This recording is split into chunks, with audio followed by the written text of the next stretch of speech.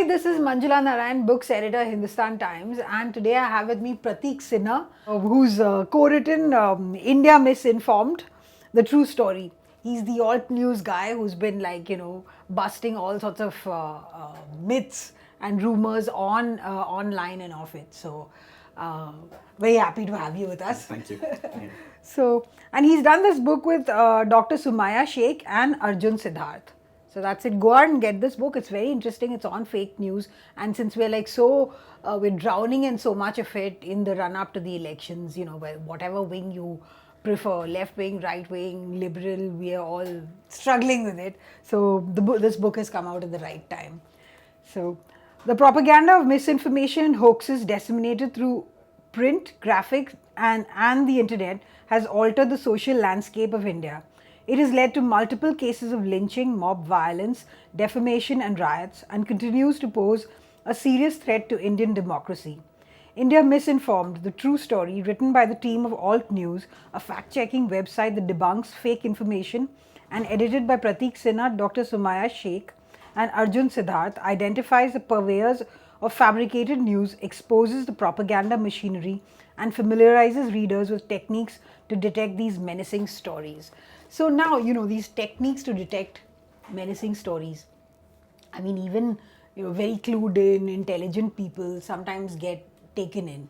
When you have these graphic images out there on Facebook or WhatsApp, and you believe that you're doing good, and your outrage kind of makes you share it, and Right.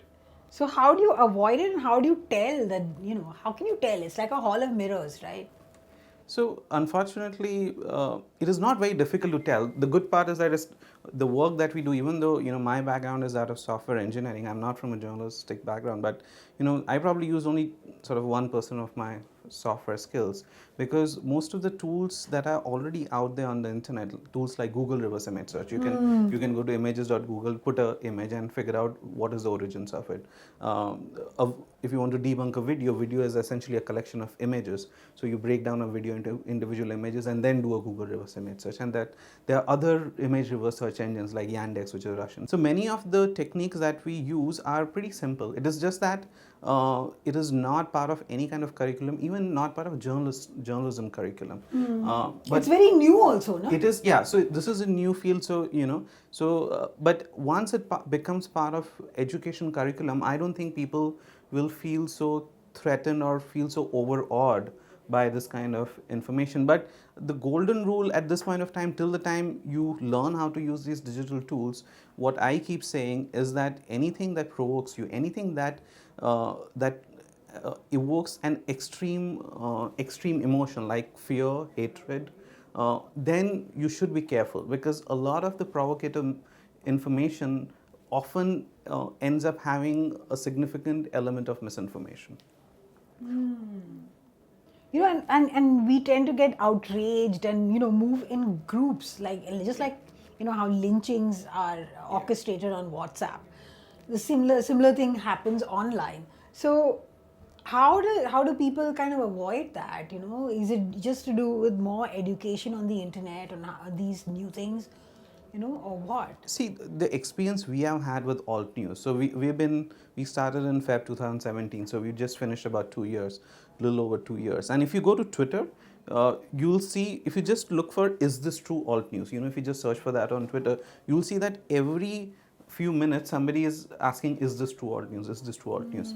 I think what we have achieved, even though the reach of alt news is very limited, because we are a small organization with limited resource, we don't spend on advertisement or anything. Whatever all the growth that we have seen has been organic growth. But even in that limited audience, there are more and more people who are asking this question: is this true? Is this true? Is this true?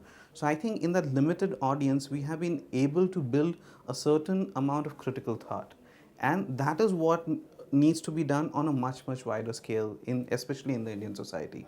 That is the way out. That is to build critical thought in the society. Okay, so let's backtrack a bit and tell me about how alt news got set up, and what was the story behind that. So we started in Feb 2017, but the story actually begins in 2013. So I've been a software engineer for most of my life. Graduated in 2003. Then 2007 to 13, I was not in India. 13, I came back, and that is the time when both my parents are activists. All of us are members of an organization called Jan Sangarsh Manch, which is a civil liberties organization in Ahmedabad. And my father was the previous convener. He passed, Dr. Mukul Sinha, he passed away in 2014. And my mother, Nirjay Sinha, she is presently the convener. So we took up all the fake encounter cases that happened in Gujarat, even riot cases, and many more things. So back then, I helped them set up a website called Truth of Gujarat, where we started documenting all of that. So that was sort of my start of politicization per se. Even though every dinner table conversation has always about politics as I was growing up, but that was sort of when I got my hands dirty, so to say. And fast forward to 2016. My mother and I, we walked 10 days in the Una March when four Dalit boys were flogged in Una. Yeah. And I documented the entire walk using a hashtag Chalo Una. So that is the time, and that became very popular, that hashtag, just the huge number of people turning up at every small nukkad, that became a thing. And then multiple mainstream media organizations came and reported this. And that is when I realized how social media with certain skills combination can be a powerful alternative media, and how I, as a software engineer who was getting increasingly distanced from my primary profession of software job, because my living reality and my professional reality were sort of diverging very fast. So that is the time I thought that, and plus we were already debunking misinformation. Even 2013, when when 2014 elections happened, there were, for example, multiple pictures which were put out as Gujarat model. Pictures from various parts of the world claiming that this is Gujarat, and we had debunked those, and we had debunked other sort of communal misinformation. So we were already doing that. And starting 2015, 2016, we saw that there was a gradual increase in this, especially with the arrival of Geo, with the data rates dropping, with a huge influx of Chinese mobile phones, including these feature phones which you can buy for 1,500, 1,700 rupees, with WhatsApp, Facebook on it, 2, 3 apps. Yes. But a mobile internet device became highly affordable, even for the poorest sections of the society. And consequently, there was a huge increase in misinformation. And this was a trend that we were watching. When I say we, me and another friend of mine, who's the co-founder, Mohammed Zubair. So that is when we thought that let's put up a portal where we start debunking misinformation. So yeah, so I think September 2016, I quit my final freelancing project, which went on till December 2016. Then Feb 2017, we started Alt News. I'm wondering, when you have a photograph, and you've mentioned it in the book, and the narrative that goes along with the photograph, it might be like Nehru being held back, and actually they're stopping him from what? Jumping into a riotous situation to stop it. And the narrative that's put out is that, he's being attacked for the failure of China war. China war. Yeah. So, things like that, the narrative that goes with a lot of these images is completely opposite to the truth, So that is the common pattern of misinformation in India. Thankfully for us, it is this pattern. Thankfully for us, there's not much sophistication in misinformation, in the sense that, for example, these days you can use AI. There was an Obama video where, he was saying things which he had never said. Yes. All done via AI. So thankfully for us, misinformation in India hasn't reached that kind of sophistication. Till now, it is images and videos being circulated. Images sometimes morphed, sometimes not morphed, with a text blurb. And in more cases than not, the misinformation is in the text blurb. So when you see something like that, as I said, your first, it is easy to create a narrative, especially when you use images and videos and there's a visual element to it. It is easy to create a narrative. But what we need is, the way we have developed these skills is that, anything that you see being shared very rapidly, check it. Anything that you, this has to be, and this can only come through a long term, there has to be short term education. For example, the child kidnapping rumors, how did they eventually stop? It did not stop because WhatsApp reduced the forward limits. No, it stopped because after 30 odd people were killed, the administration suddenly woke up. Police constables went into every village and started telling people, look, this is false. Because that short-term awareness program which actually the led to this stopping, because there's an impression that things are going viral, which is why lynchings are happening. No. Yeah, and these are very deep fears. I mean, like, somebody coming and grabbing your child and Yeah. running away and, doing things Yeah. will scare anybody. Yeah. So it is not that you need WhatsApp to be able, misinformation goes much beyond people who have mobile phones, especially in rural areas where people talk to each other. In urban areas, we don't talk to each other, we don't talk to neighbors. Yeah. But in rural areas, even if there is a poor village, sort of a village which is not doing well economically, even if they have 4 or 5 mobile phones, the information will go beyond via word of mouth. So we are facing a huge challenge, and it is not just social media. It has to be a holistic approach. Social media has to come into picture because they are the ones giving the velocity. Yeah. The social media companies claiming that we are not generating the misinformation. Why are you targeting us? Yes, you're not the disseminators of misinformation, but you are. So there's disseminators of misinformation, and there are ones who are accelerating it. Now, this part of the problem, people are going to continue disseminating misinformation, especially political parties, etc.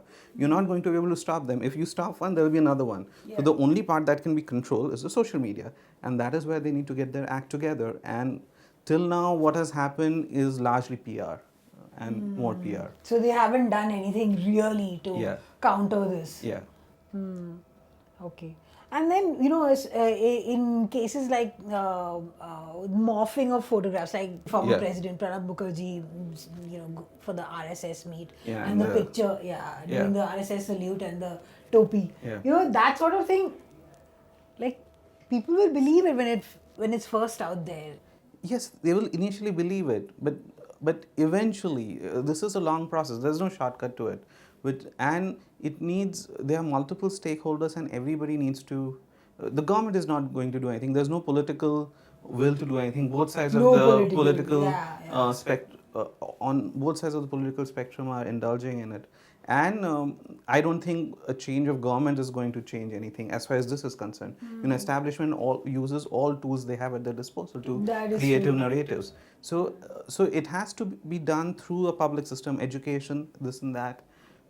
And that is where more heads have to come together and figure out it can be done. So we have shown with a small sample of population that if you tell them, just the way there's relentless misinformation, if you relentlessly keep telling them that look, this is not true, it makes a difference. And that you have to just replicate that model on a bigger and bigger scale. So I was quite impressed by the Shaila Rashid case and how you guys worked on it. Yeah. Tell us about that. They did a crowdfunding thing for victims of Kathua and Unnao. Yeah. And Unnao was added later or something. Yes, yeah? and all Shaila did was popularize that on social media. Then the rumor started that she has gulped all the money. That she's profiting from whatever it. 40 lakhs that had come the way. The plan was to give 20 lakhs to each family. That gulped all the money. And then there were several layers of misinformation on top of that. So then we went about the difficult task of reaching out to different authorities, bank authorities, reaching out to the victims themselves. They don't understand Hindi, they don't understand English, to get them to get the passbooks. But it was several layers of misinformation that we had to debunk to finally, and the expanse of it, that is the problem. And I think Shaila still has it as a pinned tweet in the all news article. Poor thing, she really went through a bad time at that point. Yeah. So all this, I think it just shows that we're so eager to think the worst of people. And that is because we have become an extremely polarized society. And like you said, it's on both sides. Bias is on both sides. There might be different propensities to put out misinformation. That differs on this right wing is putting out more misinformation. But when it comes to biases, they are on both sides and they are equally entrenched. So let's say yesterday there was a video which was viral, which 2 days ago, which said कि राहुल गांधी ने UP में बोला कि UP की महिलाएं 52 बच्चे पैदा करती है साल में 52.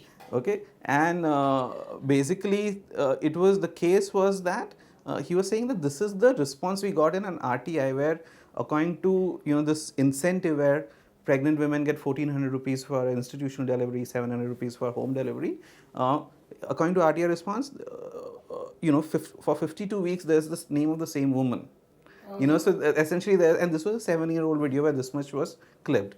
Then more recently, Rajnath Singh, in a speech, there was a video which went viral, which was even tweeted by MP Congress official handle, a verified tick handle, which said that Rajnath Singh by mistake got people to chant "Chaukidar Chor hai." Okay, but if you listen to the whole video, if you his Rajnath Singh's part was cut, you just hear the crowd. But if you track back and if you see, Rajnath Singh was actually saying "Chaukidar pure hai," but because when the crowd is chanting, you don't hear that bit. This is comedy or tragedy, This is the problem with this. So he said "Chaukidar pure hai," and everybody was chanting "Chaukidar pure hai," but because his part was clipped out, you just hear the crowd, and because you're used to hearing "Chaukidar chor hai," you instead of hearing "Chaukidar pure hai," you hear "Chaukidar chor hai." So. Okay, so all this, I mean, this hall of mirrors that we've like kind of, I don't know, got lost in. Yeah. Also, the shocking thing is about the TV anchors and mainstream media also contributing to this. So, talk about that.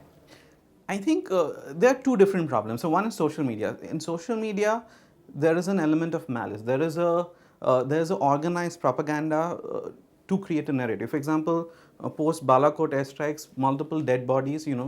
Suddenly it was announced that 300 people have died in Pakistan with no evidence of it, and then people had to produce evidence. So there were these bunch of 10 images which were being forwarded with multiple dead bodies. None of those were representative of Balakot. They were all 4 or 5 years old, some dying in a heat wave, some dying in an earthquake, those kind of images. So that is how social media works, where it is organized and in all probabilities being pushed by political parties in a sort of a underground way, underhanded way. Mainstream media has a different problem. I think mainstream media the problem is in the very business model. So during Balakot, mainstream media was running a video claiming that, and I won't name the organizations here, but claiming that this is a picture of Indian Air Force entering Pakistan airspace. Another mainstream media using the same video, claiming that this is a video of Pakistan responding to Indian Air Force. Okay, two TV channels using the same video and saying two entirely different things. The fact of the matter was that this was a 1.5-year-old video of Pakistan's Independence Day, where there was a F-16 going vertically upwards and putting out flares. And they all claim that this is representative of Balakot. Now, this happens because when you are reporting something like Balakot, you are under so much pressure. Yes. Right? And you want to put out, there's so much competition. There's no concept of slow news, or, because if you slow down, somebody else will put it out. Yes. And that is where fact checking goes out of the window, that you do not fact check even something as basic as that. I'll give you something which is very silly. So for example, when Mr. Kovind became the president, different news organizations put out tweets that he got so many followers in few minutes, 1 hour, 1 day, different time zones. Now, this is something so easy to fact check, that it was Mr. Pranab Mukherjee, the outgoing president, who already had so many followers. Now, even that fact checking is not being done, which essentially means that there is a core business issue where reporters and journalists are being pushed so much that they have no time to fact check. And so I think, yes, there are planted stories, etc., but that's always been the case. That is not a new thing. Okay. This particular strain of misinformation, I think it's more a business issue. Okay, so going forward, what is an ideal scenario? No fake news. Do you think that'll ever happen? It can't. It can't. But the ideal scenario is where citizens have enough tools, where, let's say, you have 4 people sitting on a dining table, and very often you end up talking about something that you received on WhatsApp. At least there's one person on that dining table who is able to whip out his or her phone and say, okay, send me the video, I'll find the truth out of this video. Hopefully technology will advance well enough where, fact checking will become easier, and people, it'll be easier to discern misinformation and true information. And that is the ideal situation, where you have at least, if not 25% of the population, at least 10-15% of the population, a critical mass who has the know-how to figure out what is right, what is wrong. Okay. So go out and get this book, India Misinformed, the true story, and it's very informative. Thank you so much for coming on Thank the you. show. Thanks. Bye.